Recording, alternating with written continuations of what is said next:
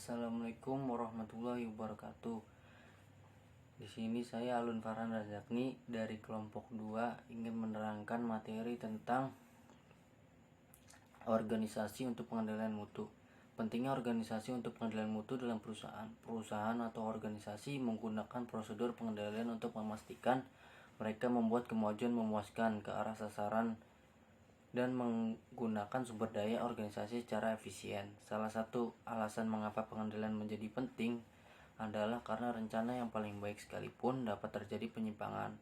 Pengendalian juga membantu manajer memonitor perubahan lingkungan dan pengaruh pada kemajuan organisasi. Dengan kecepatan perubahan dalam lingkungan organisasi pada tahun-tahun belakangan ini, aspek pengendalian semakin lama semakin penting. Menurut Fred Gistrengeber, beberapa perubahan lingkungan yang paling menekan perlunya pengendalian adalah perubahan sifat persaingan, kebutuhan untuk mempercepat siklus pesan sampai penyerahan, pentingnya nilai tambahan pada produk dan jasa sebagai cara menciptakan permintaan pelanggan, perubahan dalam budaya karyawan dan organisasi, dan kebutuhan yang semakin besar untuk melakukan delegasi dan kerja tim dalam organisasi. Pengendalian mutu pada bisnis dan pendidikan.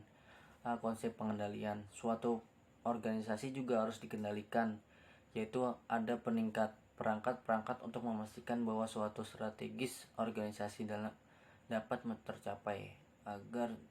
Akan tetapi mengendalikan suatu organisasi jauh lebih rumit dibandingkan dengan mengemudikan sebuah mobil. Elemen-elemen kendali. Setiap sistem pengendalian sedikit memiliki 4 elemen, yaitu pelacak atau detektor atau sensor, suatu perangkat yang mengukur apa yang sesungguhnya terjadi dalam proses yang dikendalikan.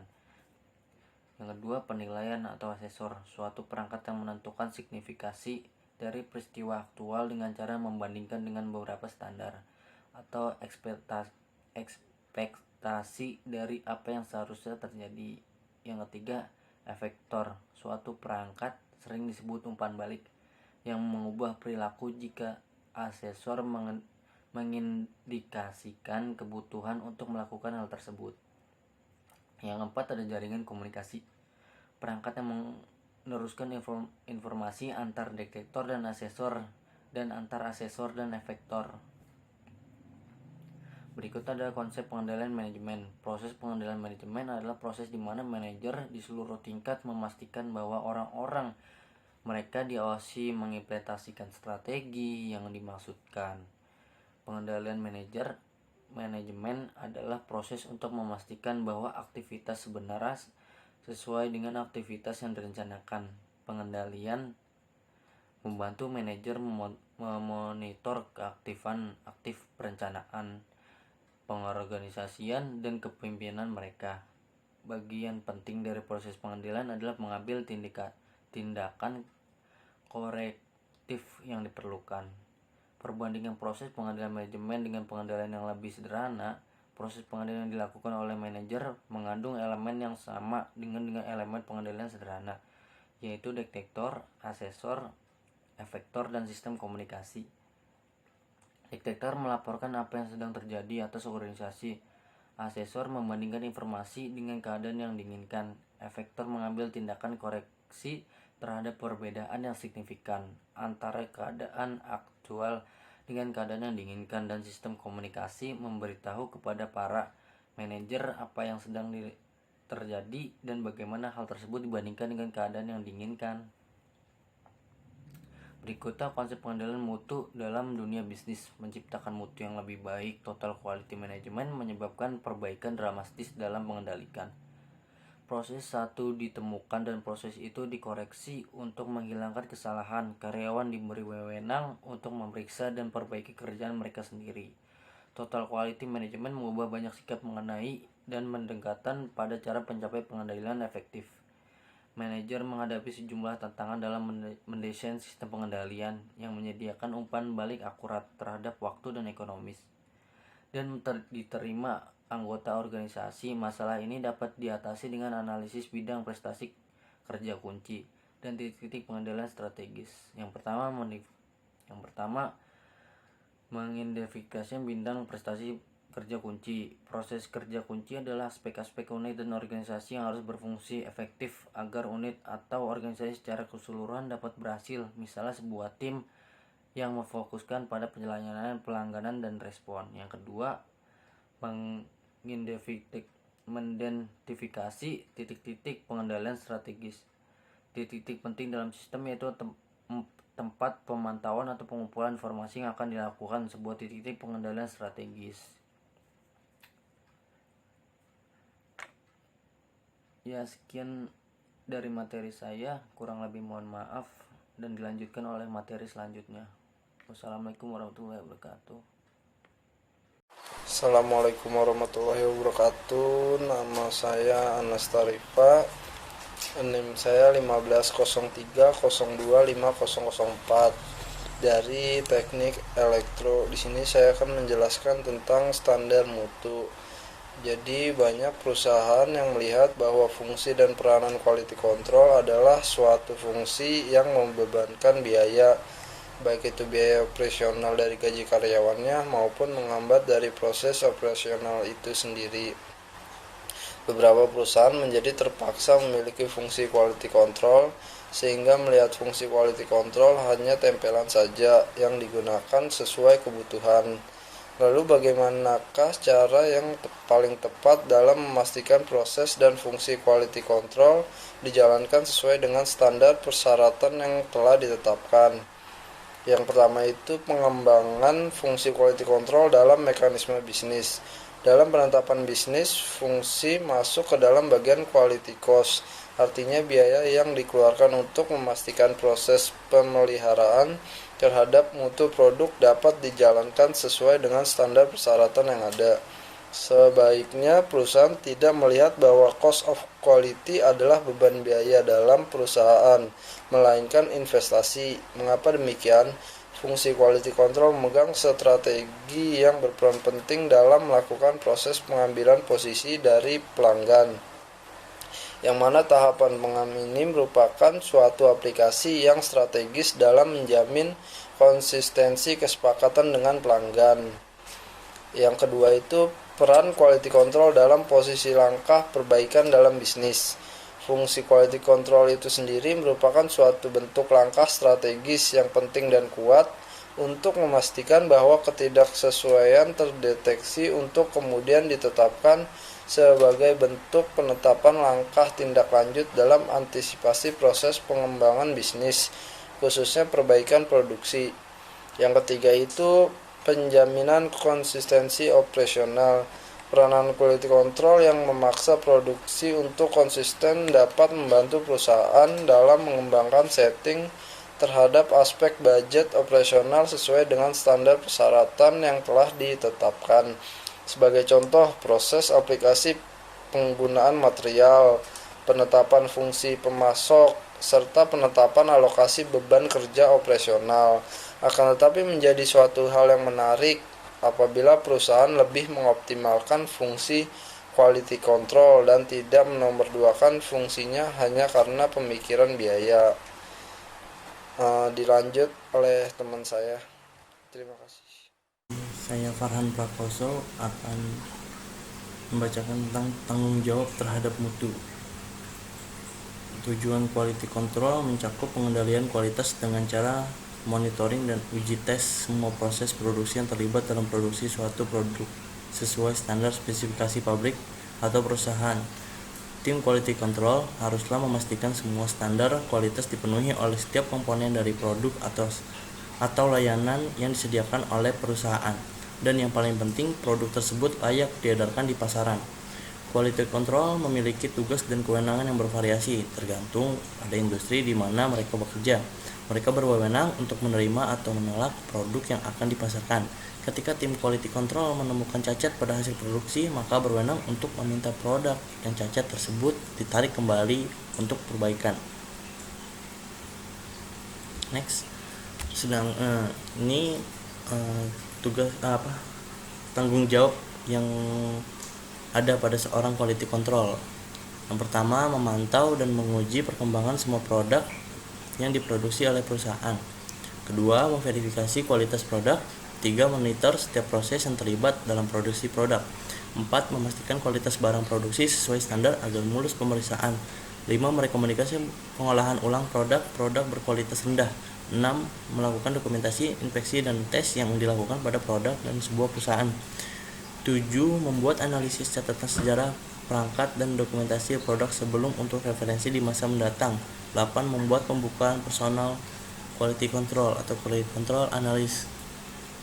Ya, itu dia tadi untuk tanggung jawab seorang quality control. Sekian.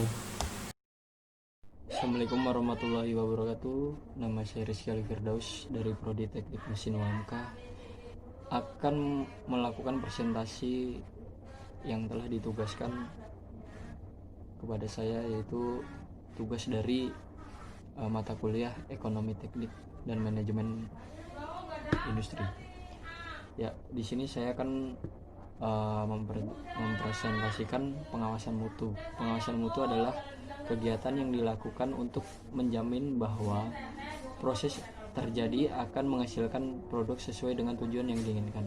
Kegiatan pengawasan mutu adalah mengevaluasi kinerja nyata proses dan membandingkan kinerja proses dengan tujuan. Hal tersebut meliputi semua kegiatan dalam rangka pengawasan rutin, mulai dari bahan baku, proses produksi, hingga produk akhir. Pengawasan mutu bertujuan untuk mencapai sasaran dikembangannya peraturan di bidang proses sehingga produk yang dihasilkan aman dan sesuai dengan keinginan masyarakat atau konsumen. Nah, di sini terdapat 4 jenis pengawasan mutu produk menurut Prawiro Sentono, antara lain adalah sebagai berikut. 1. Pengawasan mutu bahan baku, di mana bahan baku yang digunakan sesuai dengan mutu yang direncanakan.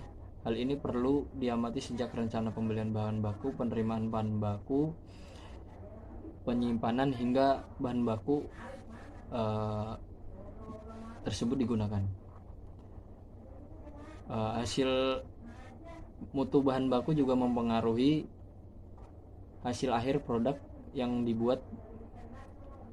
Bahan baku dengan mutu yang baik akan menghasilkan produk akhir yang baik juga. Sebaliknya, mutu bahan baku yang buruk akan menghasilkan produk akhir yang buruk.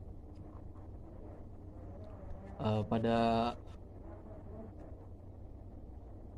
pengawasan mutu bahan baku ini, selama penyimpanan dan waktu bahan baku akan dimasukkan dalam proses produksi. Yang kedua yaitu pengawasan proses produksi yang telah diterima gudang. Selanjutnya, proses untuk diolah menjadi bahan jadi. Dalam hal ini, selain cara kerja peralatan proses produksi yang mengolah bahan baku dipantau, juga hasil kerja mesin-mesin tersebut dipantau dengan cara statistik agar menghasilkan barang sesuai dengan yang direncanakan. Sesuai dengan diagram alir produksi, dapat dibuat tahap-tahap pengendalian mutu sebagai proses sebelum proses produksi berlangsung. Pengendalian mutu selama proses produksi dilakukan dengan cara pengambilan sampel pada selang waktu yang sama. Sampel tersebut dianalisis. Bila tidak sesuai, berarti produk tersebut salah atau harus diperbaiki. Yang ketiga, pengawasan produk jadi. Pemeriksaan terhadap produk jadi dilakukan untuk mengetahui produk tersebut sesuai dengan mutu yang direncanakan atau tidak.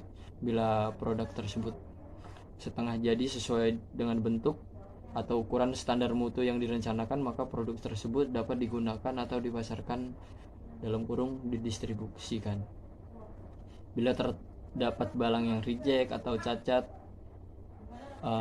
maka barang tersebut harus dibuang atau diperbaiki, dan mesin perlu dikalibrasi kembali agar beroperasi secara akurat. Yang keempat, pengawasan pengepakan atau kemasan. Pada tahap ini, kemasan merupakan alat untuk melindungi produk agar tetap dalam kondisi sesuai dengan mutu. Tetapi ada pula produk yang tidak begitu memerlukan perhatian khusus dalam hal kemasan, misalnya sayuran, kelapa, singkong dan sebagainya. Akan tetapi tetap harus memiliki alat angkut yang tepat agar produk sampai tujuan dengan tetap prima. Ya, secara umum tujuan pengawasan mutu menurut Bedowi dan Pranggonowati adalah sebagai berikut. A. Produk akhir mempunyai spesifikasi sesuai dengan standar mutu yang telah ditetapkan. Biaya desain produk, biaya investasi, dan biaya proses produksi berjalan secara efisien. Plus pelaksanaan pengendalian mutu dan kegiatan produksi harus dilaksanakan secara terus-menerus untuk mengetahui kemungkinan terjadinya penyimpangan dari rencana standar agar dapat segera diperbaiki. Ya, sekian presentasi dari saya. Wassalamualaikum warahmatullahi wabarakatuh. Assalamualaikum warahmatullahi wabarakatuh.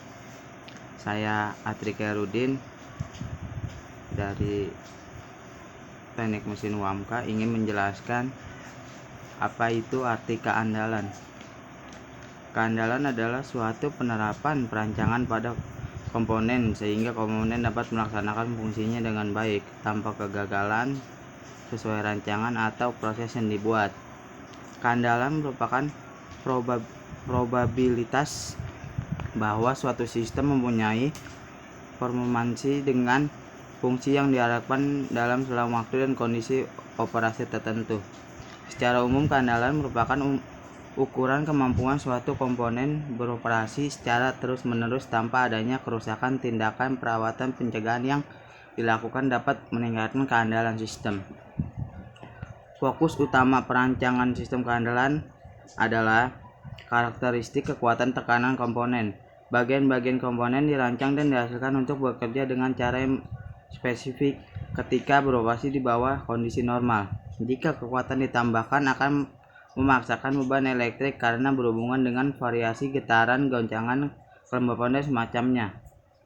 Kemudian kegagalan yang dapat terjadi dan sistem keandalan menjadi kurang diantisipasi. Selain itu juga, jika komponen digunakan melewati batas normal, maka kelelahan akan terjadi. Komponen yang gagal akan menjadi lebih banyak dari yang diharapkan. Bagaimanapun juga kondisi-kondisi tekanan akan mengakibatkan penurunan keandalan. Peningkatan kebutuhan pemeliharaan dan di bawah kondisi tekanan akan menimbulkan biaya yang mahal sebagai hasil atas kelebihan perancangan. Model komputerisasi keandalan dapat digunakan untuk memfasilitasi pemenuhan analisis kekuatan tekanan, perbedaan faktor keandalan atau batasan faktor dengan distribusi yang lebih spesifik dapat diterapkan, dan beberapa elemen diagram blok masih komponen dapat disesuaikan untuk mencerminkan efek dari tekanan komponen yang terlibat. Model keandalan dengan perbaikan sempurna digunakan untuk alokasi kebutuhan awal, konduktansi dari analisis tekanan, prediksi keandalan, dan penilaian terakhir untuk memberikan konfigurasi sistem. Hasil dari beberapa aktivitas menyediakan kunci masuk yang diperlukan untuk sebuah perancangan pemeliharaan. Dari akumulasi keandalan digunakan dan pemenuhan akumulasi pemeliharaan penekanan.